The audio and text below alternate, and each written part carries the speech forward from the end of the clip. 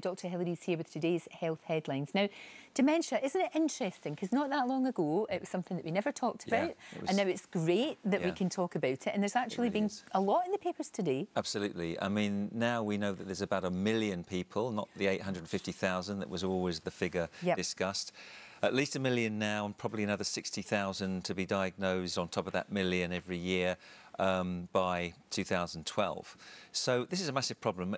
I think it's probably the biggest thing people fear most after cancer. Yep, definitely. There's a bit of good news. There's a big conference right now in London this week. So from all across the world, all the scientists and researchers have been gathering and sharing what they know. And what we know is that we do need better treatments. We've known that for a long time. We need earlier diagnosis for sure.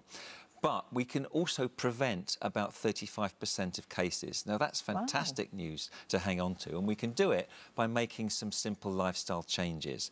They've identified 9 key risk factors that we need to avoid. So we need to avoid things like smoking and obesity.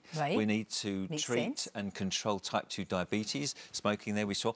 Exercise is really important in preventing, so plenty of exercise.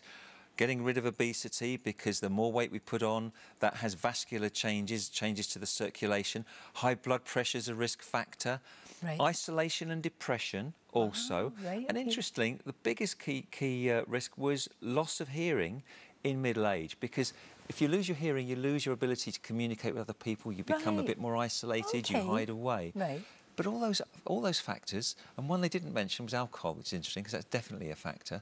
So all those things as things. Wasn't there a thing a couple of days ago saying that if you don't get enough sleep or you're having trouble sleeping, that could be a factor? That's right. So it's all the things you've been saying for years. No, it is. It's all things you've been saying. So way back in the days of TVAM, back in the 80s, where you've always said all of these things will make you feel better. But now there's a strong consensus of opinion from all the experts saying live well, and you can prevent at least 35% of cases of dementia. You can't prevent them all, because some of it's genetic and some of it's beyond our control, but many you can.